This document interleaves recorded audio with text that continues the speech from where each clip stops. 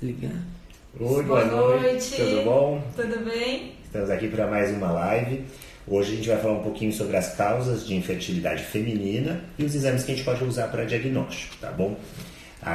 Inicialmente, então, vamos falar um pouquinho sobre as causas, até as pessoas irem mandando as perguntas. Boa noite. Então, Paulo, quer começar falando Então, vamos lá.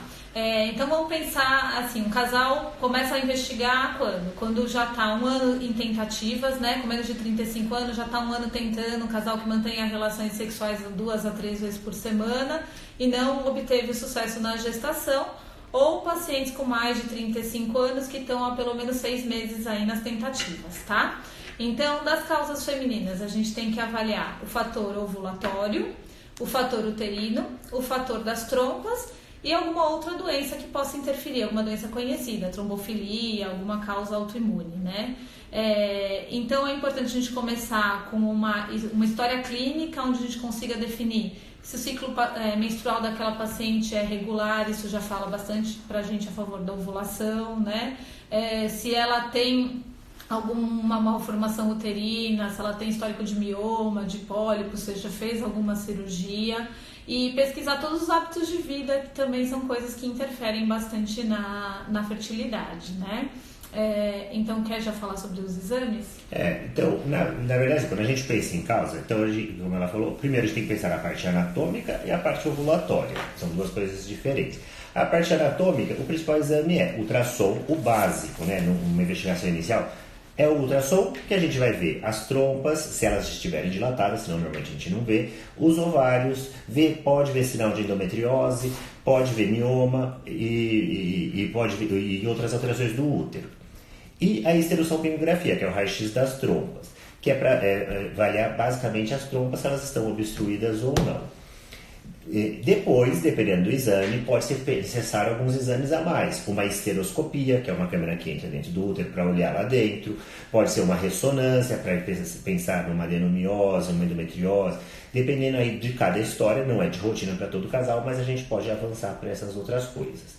Da investigação básica, da parte ovulatória, a gente pede alguns exames hormonais, geralmente FSH, LH, estradiol, prolactina, hormônios da tireoide, androgênios, e com isso a gente consegue também ter um ultrassom, pode ser um ultrassom seriado para ver se a paciente está ovulando, uma dosagem de progesterona na segunda fase, tudo isso por uma investigação básica, né? E de acordo com isso, então a gente vai pensar no tratamento. Essa é a investigação inicial, e depois existem exames a mais que a gente vai fazer dependendo do caso. Por exemplo, quando já estamos partindo para uma fertilização in vitro e tem falhas, daí são exames mais específicos para falha de implantação. Isso. É importante, assim, a gente está falando sobre os exames da mulher, mas a gente nunca investiga a infertilidade sem pensar no casal, tá? O homem é muito importante, então a gente tem que pensar no fator masculino também, excluir essa causa, porque infertilidade não é sempre única, uma pessoa só. A gente tem que pensar nos dois, tá bom? Então, assim, começando do básico, sempre todos os hormonais, excluir hipotireoidismo, excluir aumento de prolactina, conversar com a paciente, acho que em estilo de vida, né? Que isso, eu tenho atendido várias pacientes, tem algumas que até entraram aí, que já vem procurando FIV, né? E na verdade, às vezes é uma causa que a gente consegue, não precisa necessariamente fazer FIV, às vezes com um ajuste fino de algum problema metabólico, uma mudança no estilo de vida, ajustar, acompanhar com uma nutricionista, só com isso, acompanhar um ciclo natural, a gente já consegue entender o que está acontecendo e às vezes não com um tratamento tão complexo a gente já consegue chegar na gestação, né? A FIV é importante sim, é nosso aliado e quando ela é indicada a gente tem que fazer prontamente porque qualquer espera pode atrasar e diminuir a nossa taxa de sucesso, mas não é sempre que a gente precisa partir para a FIV. Em muitos casos a gente consegue, só com uma pesquisa básica, com acompanhamento de um ciclo natural, com mudança de estilo de vida, perder peso, ajustar a nutrição aí, a gente já consegue muitos sucessos aí sem ter que partir para um tratamento específico, né? E um outro exame que é importante é a avaliação da reserva ovariana. A reserva ovariana é importante para a gente ter uma ideia do que esperar. Por exemplo, se ela tem bastante óvulo, é uma paciente que a gente pode ir com mais calma, não tem urgência, ou não, a reserva ovariana já está muito diminuída, a gente tem que acelerar esse processo. O básico da reserva ovariana é a dosagem de FSH no início do ciclo, mas ela não é muito específica porque ela demora para alterar o FSH, né? Geralmente quando o FSH é alterado já está muito ruim a reserva. O melhor seria a contagem dos folículos antrais no início do ciclo com o ultrassom, ou então a dosagem do hormônio antimileriano, ou as duas coisas associadas. Isso é uma coisa que vale sempre fazer, mesmo antes de chegar num especialista, o próprio ginecologista na rotina mesmo, se aquela mulher não pensa em engravidar, pelo menos ter uma ideia da reserva ovariana, que é isso que dá uma segurança pra gente esperar mais um pouco, né? Eu agora aqui uma pergunta, tem uma outra depois falou sobre exames para falha de implantação, que a gente já vai falar daí, desses mais específicos. Tem uma paciente que falou que tem várias... tem como voltar nele? Tem várias... posso falar? Pode. Doutora, tenho 3 fatores e preciso realmente fazer a FIV. Tenho uma trompa obstruída, poucos óvulos e endometriose leve. Isso é bem comum de acontecer, tem mais de um fator associado. Basicamente, com trompa obstruída, tem que ir para fertilização in vitro. A endometriose é uma boa indicação, a fertilização in vitro. Nem sempre precisa, às vezes você pode fazer uma cirurgia e não ir para a FIV, mas normalmente tem que ir para a FIV. E outro fator que ela falou que tem... Tem endometriose e baixa reserva ovariana. E baixa reserva ovariana, que vai dificultar a chance da FIV, porque vai diminuir a quantidade de óvulos, mas a baixa reserva não necessariamente está alterando a qualidade, né? Então... O que a gente vê é que às vezes tem muitos fatores associados e às vezes a gente não encontra nada, né? Também infertilidade sem causa aparente. Então é bastante frequente ou ter várias causas juntas ou também pesquisar e não encontrar nenhuma. E a partir de um tempo a gente já tem que fazer alguma coisa, não pode só ficar esperando, tá? Teve uma que falou que a reserva ovariana está diminuída e ela só tem 30 anos. Isso é uma coisa que acontece mesmo, né? Normalmente a gente espera que a reserva ovariana vai cair ao longo da idade, pacientes jovens têm uma boa reserva e pacientes mais velhas... Entra aqui, que eu já vou vendo. E pacientes mais velhas vão ter uma baixa reserva. Mas essa curva de declínio às vezes é muito rápida para algumas mulheres. E hoje em dia está muito comum ter pacientes mais jovens com baixa reserva. Por isso que é importante, mesmo paciente que ainda não está pensando em ter filho, sempre passar com o ginecologista e pedir para pesquisar a reserva ovariana dela, porque às vezes ela é super jovem, está com uma reserva ovariana diminuída, ainda tem tempo dela congelar um óvulo ou tentar uma gravidez, que se ela esperasse mais alguns anos, talvez ela já não tivesse mais óvulo. Vamos tentar começar respondendo as perguntas, então. Tem uma que chegou no meu Instagram hoje à tarde. A Winnie, ela perguntou sobre a síndrome dos ovários policísticos. Ela falou que ela tá tratando com anticoncepcional com metformina e não vê melhora, e o que fazer. E sobre o inositol também, né? Então, assim, Winnie, com relação ao ovário policístico, é uma síndrome metabólica que envolve um desbalanço hormonal, né? Não é só o ovário policístico no ultrassom, mas ela se trata de a paciente que não ovula, então ela tem uma anovulação crônica e ela tem um aumento dos hormônios masculinos, que a gente chama de hiperandrogenismo. Isso se traduz clinicamente com acne, oleosidade, aumento dos pelos e nos casos mais graves, realmente o que a gente chama de hipertricose, tem um aumento importante de pelos, tudo isso, tá? Quando a paciente não quer engravidar, o anticoncepcional consegue diminuir essa desregulação dos hormônios, consegue fazer com que o ovário entre num estágio de anovulação causada pelo anticoncepcional. Isso diminui vários efeitos da síndrome. Eu não sei qual é o efeito que você está esperando com o anticoncepcional, mas muitas vezes demora. O padrão policístico no ultrassom nem sempre pode deixar de existir com o anticoncepcional. O importante é diminuir os seus sintomas, tá? Mas uma coisa muito importante que a gente tem que associar no tratamento do ovário policístico é a mudança do hábito de vida. Isso faz toda a diferença. Então, perder peso, fazer alguma atividade física, ter uma dieta balanceada, tá? A metformina provavelmente foi associada aí porque você já tem alguma resistência à insulina. O inositol, ele ajuda a diminuir essa resistência à insulina e ajuda a melhorar a qualidade ovular. Então, se no momento você não deseja engravidar, é por aí o tratamento, tá? Mas a síndrome do ovário policístico, ela vai só reduzir a partir do momento que você ficar mais velha, mas ela vai persistir por toda a sua vida, por todo o seu período fértil. Não é uma coisa que você vai usar o anticoncepcional por um ano, parar e depois vai estar tratada. Não, isso vai ser uma coisa que você vai ter que acompanhar a vida toda mesmo. E aí, a hora que você quiser engravidar, Pode ser que precise de um tratamento, como pode ser que não, tá bom? Tem uma outra paciente que perguntou que ela vai fazer uma transferência de embrião, ela tem menopausa precoce, tem mioma e tem adenomiose, se isso pode atrapalhar. A menopausa precoce, geralmente você não vai ter óvulo. Uma vez que você já tenha esses óvulos, ou por óvulo doado, ou você já tinha congelado antes da menopausa precoce e tem já os embriões, a menopausa precoce ela não vai afetar a chance de implantação, porque a gente vai dar os hormônios necessários para o útero poder implantar. O mioma submucoso, sim, pode muito atrapalhar e é indicado sempre tirar o mioma submucoso antes de fazer a transferência embrionária. A adenomiose também pode prejudicar a implantação, é um pouquinho ainda controverso, porque não tem tantos estudos, mas até no último congresso que eu fui agora em Montreal, que falou sobre isso, o consenso é a adenomiose, antes da transferência, tem que bloquear de 2 a 3 vezes, pelo menos, com o análogo do GnRH, para bloquear os hormônios, fazer essa adenomiose regredir e daí melhorar a chance de implantação. Aqui tem algumas perguntas mais específicas com relação à trombofilia, né? Então a Gabi perguntou sobre a mutação do MTHFR, se é possível engravidar naturalmente tendo essa mutação e sem indicação de usar a enoxaparina antes, durante e depois da gestação, tá? Então, assim, a mutação do MTHFR não é um fator de infertilidade, então pode engravidar naturalmente, tá?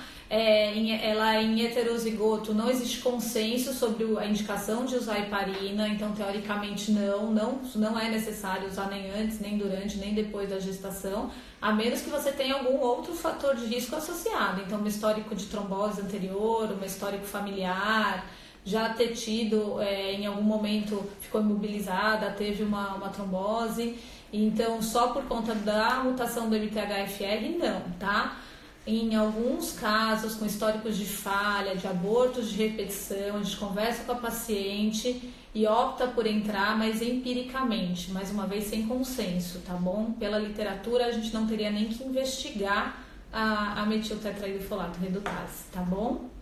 E aí, nessa mesma linha, a Nanda perguntou sobre o beta-2 glicoproteína. IgG positivo, O que significa? Ele pode, é um dos marcadores que pode indicar a síndrome do anticorpo antifosfolípide, que é algo que tem que ser tratado na gravidez com heparina e AS.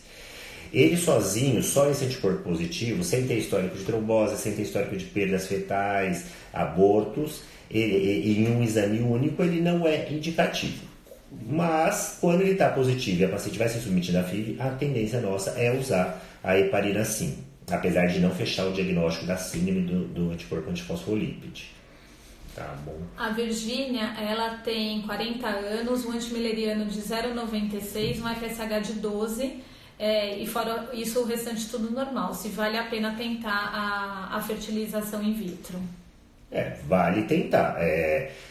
Toda paciente acima de 40 anos, quando tenta uma fertilização in vitro com óvulos próprios, a gente sabe que a chance, enquanto numa paciente abaixo dos 35 está acima dos 60%, nessas pacientes está aí entre 20% e 30%, daí dependendo da reserva ovariana da paciente. Como a reserva já mais baixa, que é o 0,96, né, do antimileriano, diminui a chance porque a gente vai ter menos chance de ter embrião e quando forma embrião, tem aí até 80% dos embriões podem vir alterados e não implantar.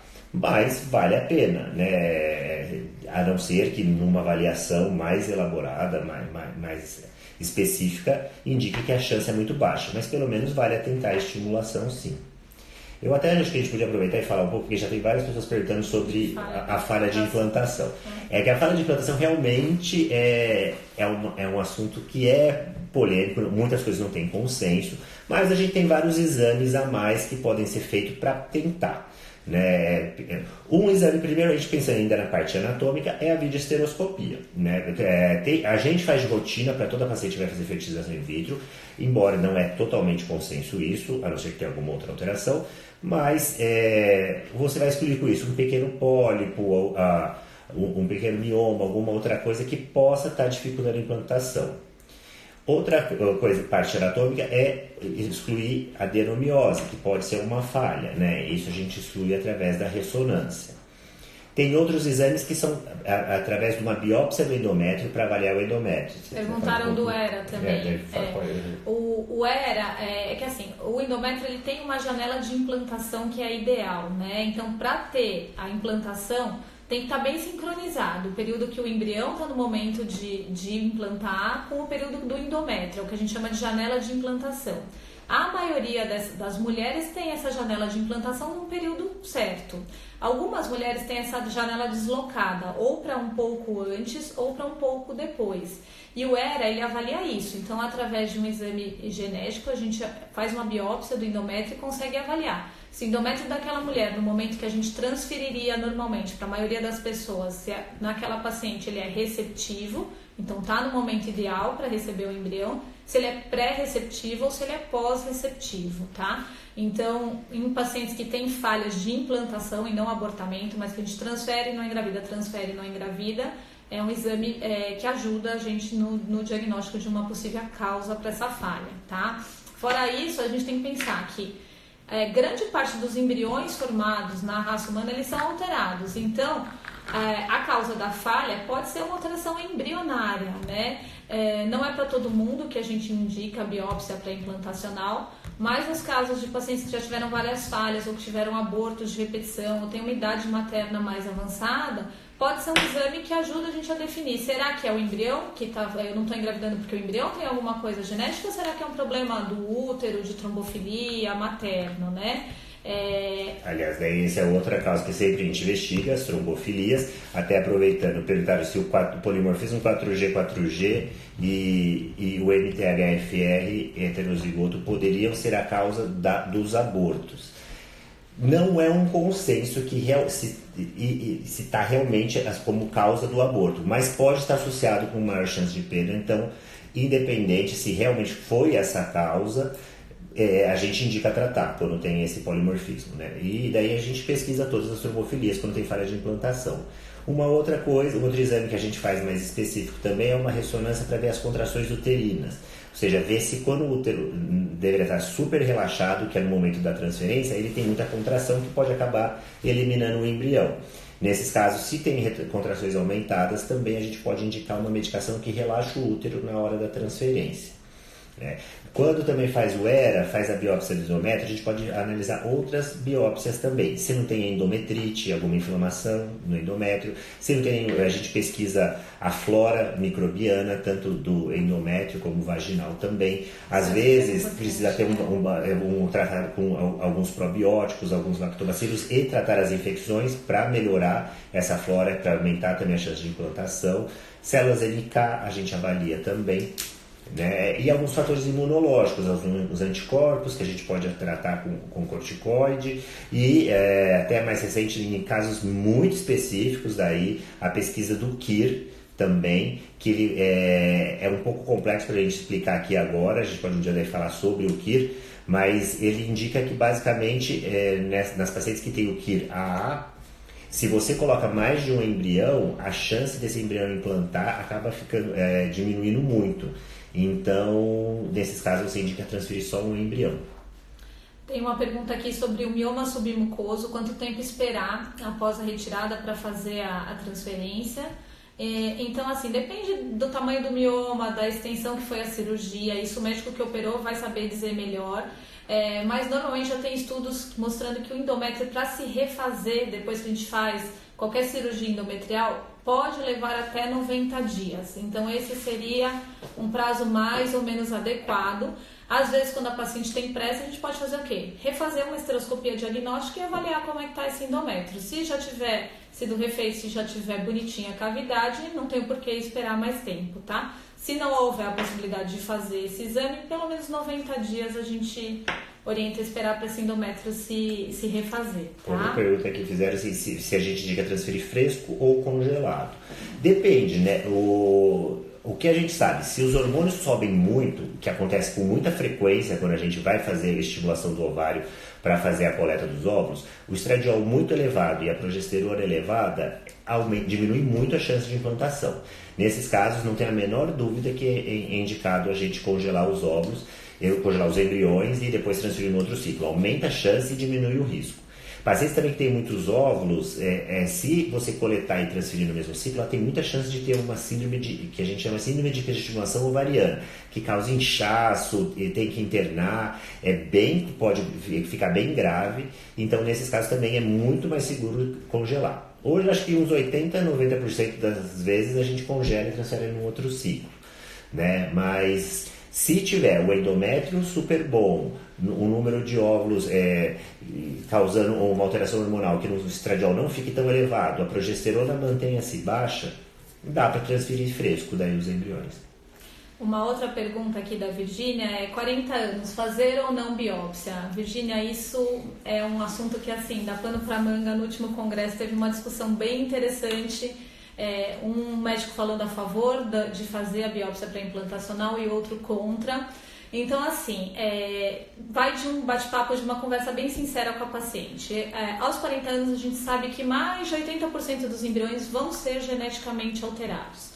E com o exame a gente consegue mostrar isso mais racionalmente, fica uma coisa mais palpável para a paciente. Ela faz a biópsia e vê, nossa, realmente, dos meus 4 embriões, só um veio normal ou nenhum veio normal. E aí fica mais fácil da paciente entender o porquê que não está dando certo, porquê que ela está tendo aborto, tudo isso. Então, se a gente pensar na biópsia pré-implantacional, ela vai diminuir o número de transferências frustradas, o número de abortos. Mas ela vai fazer mais induções e talvez não tenha embriões para transferir ou tenha que induzir mais vezes para conseguir ter um embrião saudável, um embrião euploide, geneticamente normal, tá? Quem fala a favor do PGD fala isso, que a gente vai estar diminuindo o número de transferências, diminuindo a expectativa da paciente, aqueles 12 dias de espera pelo beta, e diminuindo o risco de aborto. Quem fala contra o PGD fala que é um custo a mais, que ele é um exame que não é 100%, que ele tem um erro. Muitas vezes a gente biopsia o embrião e vem um resultado alterado e aquele embrião era um mosaico. Então algumas células seriam alteradas, outras seriam normais e ele conseguiria corrigir esse mosaicismo até o momento da implantação. Então a gente pode estar dando diagnósticos alterados para embriões normais. Que é uma coisa rara, mas que pode acontecer. Raro, mas pode acontecer. E, ao mesmo tempo, a gente poderia tá deixando de transferir alguns embriões que iriam para frente. E ele tem um erro ao contrário também, né? Um erro de dizer que o embrião é normal e esse embrião ter alguma alteração. Na verdade, sim, apesar de todos os estudos dizerem que é seguro para o embrião, isso não vai prejudicar, porque a gente pega as células ao redor do embrião que vão virar placenta e não o embrião em si. Mas sempre fica o questionamento, será que não é uma agressão a mais no embrião, um embrião que já não está muito bom, será que pode ser prejudicado com a biópsia? A gente não tem essa resposta, mas é uma preocupação que a gente tem que ter, para também não ficar indicando o PGS, né, o NGS aí para todo mundo. Tem que perguntaram um bate-papo aí, a gente resolver em conjunto. Tá? Outra pergunta que perguntaram se é melhor, se D3 realmente é pior do que o D5. O que acontece é que o embrião de D5, que é o blastocisto, nossa tendência é esperar o blastocisto porque é o embrião que já está na frente do desenvolvimento. Às vezes a paciente tem vários embriões em D3 e chega um só em blastocisto. E se ela fosse transferir em D3, ela ia transferir várias transferências de embriões que não conseguiram nem chegar no 5º dia. Então, quando chega no 5º dia, já é um embrião que já tem mais chance, porque a gente já sabe que ele venceu uma etapa a mais que o outro embrião. Agora, a dúvida fica, se só tem um embrião, ele está lá em D3, é melhor transferir em D3 já ou arrisca levar para blastocisto? Correndo o risco, às vezes, de nem ter embrião. Normalmente, se não chegou em blastocisto no laboratório, alta chance de que ele não ia virar também dentro do útero. Como a gente não tem essa resposta, será que seria um pouco melhor para o embrião dentro do útero? Então, quando tem pouco embrião, não estaria... é uma conduta muito aceitável, muitas pessoas já transferem em D3. Outras pessoas preferem sempre levar para blastocisto. Acho que depende do número de embriões que a paciente tem, da qualidade deles. E também da paciente, conversar com a paciente. A Jéssica está perguntando qual a porcentagem de paciente que engravida na primeira tentativa e qual que não engravida, né? Então, Jéssica, na verdade tem muito fator que interfere nessa taxa de gestação. O principal fator é a idade da mulher, né? Então, o que mais altera, o que mais interfere nessa taxa é a idade da mulher. A gente sabe que até 35 anos tem uma taxa muito favorável, a partir disso vai caindo. E depois dos 40 anos, essa chance de sucesso é inferior a 10% quando a mulher usa os próprios óvulos, tá? Mas se ela tem endometriose, faz essa taxa, puxa essa taxa para baixo. Se tem um fator masculino importante, puxa essa taxa para baixo. Quando o fator é só ovulatório, a paciente é jovem, puxa essa taxa para cima. Então, assim, existem até alguns sites internacionais que a paciente joga tudo, joga a idade, joga o antimileriano, joga quantos ovos ela teve, e aí ela tem uma estimativa, né? Mais ou menos a gente fala em 40%, 50% de chance de sucesso, mas se o embrião é biopsiado, essa chance já sobe para mais do que 80%, tá? E é muita coisa que interfere nisso. Então, cada casal, a gente tem uma estimativa, cada clínica tem a sua taxa de sucesso, mas precisa pensar em todos os fatores, tá? Também mandaram aqui que de um caso que fez algumas FIVs sempre com embriões alterados na biópsia e depois acabou gravidando espontâneo e foi gravidez tudo bem. O que a gente falou, pode ter sido, tem a chance de erro, a gente pode estar às vezes na biópsia eliminando o embrião que era normal, o que não é comum, mas pode acontecer, mas também pode acontecer de que na sexta vez que ela fizesse, né, ela já tinha feito 5 vezes, na sexta vez ia vir um embrião normal e coincidentemente ela engravidou espontâneo. É uma coisa que a gente não vai saber, porque é comum, né? Pacientes que tem idade mais avançada vai ter mais chance de embriões alterados. Não significa que ela sempre vai ter embriões alterados, né? Então, pode ser que em 2 coletas estavam alterados, chegou na 3ª coleta, tem um embrião normal. É esperado que acima de 40 anos, pelo menos 80% dos embriões vão ser alterados. Certo. Tem a Pri aqui falando que engravidou na primeira tentativa.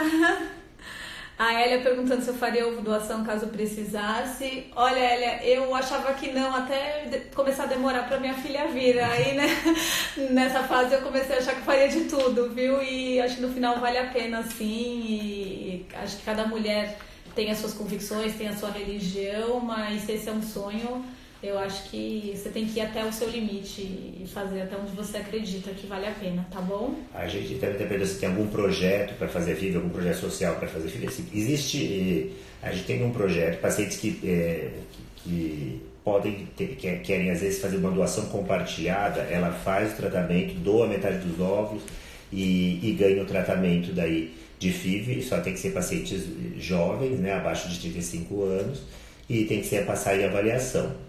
Tá bom? Mas a gente tem um programa que chama Fertilizando Sonhos aqui na clínica para atender pacientes com dificuldade financeira mas para ganhar realmente assim, todo o tratamento nas pacientes que têm opção de ter doadora ou tem alguém que pode ser doadora, daí existe a opção. Vale a pena ligar aqui e perguntar da tua situação e a gente vê o que a gente pode fazer, tá bom? Ficou mais alguma pergunta aí, Natália? Não, tem. Coração de mãe pediu Amanda pra mandar fazer um o beijo. tratamento com vocês, manda um beijo. Coração Um de beijo. mãe, beijo. E você elogiando, agradecendo.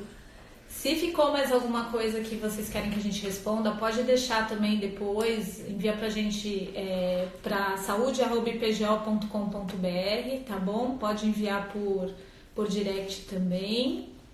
Acho que tá chegando mais uma pergunta. Quando a mulher... Como é que é? Quando a mulher... Menstrua, no caso, eu vou ser doadora. No meu primeiro dia do ciclo que a Vitória começa a fazer. Então, normalmente, quando a gente vai fazer doação compartilhada e a receptora vai fazer simultaneamente o estímulo, quando a doadora menstrua, né, a gente começa com a estimulação e daí começa também a receptora, às vezes começa um pouquinho antes da receptora. Geralmente a gente faz ultrassom, qualquer paciente vai fazer fertilização in vitro, no 2º ou 3º dia do ciclo a gente faz um ultrassom, se tiver tudo bem a gente começa a estimulação ovariana. A Mari perguntou quantas induções devo tentar antes de ir para a FIV. Acho que está falando de ciclo de baixa complexidade, né? Para coito, para inseminação. Normalmente a gente orienta 3, 4 ciclos, mas que você teve sucesso na indução e que mesmo assim não tiveram sucesso, tá? Mas depende da sua idade, depende da reserva ovariana, depende de como que é o fator masculino, então tem que ser avaliado aí individualmente, tá? E perguntaram do endométrio, qual seria o ideal, quantos milímetros de endométrio? Classicamente, a gente considera que o endométrio ideal, ele está com pelo menos 7 milímetros e o aspecto que a gente chama de trilaminar. É um aspecto bem evidente que a gente vê no ultrassom. Quando ele está neste nível, antes de começar, né, a progesterona, antes de ovular ou antes de iniciar o uso da progesterona, é o endométrio ideal. Hoje a gente viu que um endométrio abaixo de 7, mas que ele esteja com um aspecto bem trilaminar, é tranquilo de transferir. Na dúvida, se você está na dúvida se o endométrio está receptivo ou não, uma opção que tem é você fazer o exame do HERA. Daí você faz os dias de progesterona, colhe o HERA e vê se esse endométrio, apesar de fino, ele é receptivo ou não. Aqui, qual é a necessidade da esterossalpingografia? Então, Daniela, a esterossalpingografia, ela é essencial quando a gente não tem um fator associado masculino, porque é o único exame que a gente vai conseguir avaliar se suas tubas são pérvias ou não. E esse é um divisor de águas entre você conseguir uma gestação natural ou com um tratamento de baixa complexidade, ou ter que pensar numa videolaparoscopia ou numa fertilização in vitro. Então, é um exame super importante e quando a gente está pensando em avaliar a infertilidade, ele tem que ser um dos primeiros exames a serem realizados, tá bom? E acho que para terminar, tem a Virgínia perguntando se pode ter folículo, se o folículo cresce, né, durante o preparo endometrial, ou se pode ter um folículo crescente. Eu acho que no preparo do endométrio quando cresce folículo. Isso. Não tem problema desde que os hormônios fiquem normais. Né? O problema é quando começa a crescer o folículo, é ovular antes da hora. Se a paciente forma o folículo e o folículo rompe e começa a produzir progesterona, antes a gente perde total a sincronia. Ele ter crescido o folículo até o momento que a gente trocou a progesterona, mas não chegou a ovular, daí não tem problema. Tá, né? E o Clexane a gente tem que usar desde o começo do preparo endometrial em pacientes que têm alguma trombofilia importante aí, que tem indicação pelo hematologista pelo maior risco de trombose, para evitar trombose mesmo, tá bom? Senão, normalmente a gente entra, quando a gente entra com a progesterona, daí, no caso de outras trombofilias, que tem alguma indicação do Clexane, a gente já entra nos 5 dias aí de progesterona antes da transferência e daí mantém, depois da transferência. Tem mais uma aqui que pergunta quantos embriões podem ser transferidos, se o casal pode escolher. Tem uma regra, né, pelo Conselho de Ética, então até 35 anos no máximo 2, mas o casal pode optar por colocar um só, tá? De 36 a 39, 3 e a partir disso 4 embriões. Há uma tendência da gente transferir cada vez menos embriões, então selecionar um embrião de melhor qualidade para evitar gestações múltiplas, que são gestações de risco, tá? Mais do que o conselho define, a gente não pode colocar, mas o casal sempre pode optar por colocar menos, colocar um embrião só, tá? A paciente retirou as 2 trompas, ela tirou um septo uterino há 5 anos e agora teve um pólipo, tirou faz um mês o pólipo. Você já pode tentar a FIV. Já pode tentar, tirou o pólipo, no outro mês se quiser já fazer, é uma cirurgia simples para tirar o pólipo, então ela já poderia fazer, tá bom? Acho que é isso. Se a gente esqueceu de alguém, a Natália está anotando aí as perguntas. Mas se não pode mandar aqui para o Instagram do IPGO, pode mandar para o nosso Instagram também. E tem o e-mail também, saúde@ipgo.com.br, que a gente responde, tá bom? Boa noite então, obrigada pela presença de vocês, viu? E qualquer coisa pode enviar que a gente responde, tá? Tá bom. Tchau, tchau. Tchau, boa noite. Boa noite.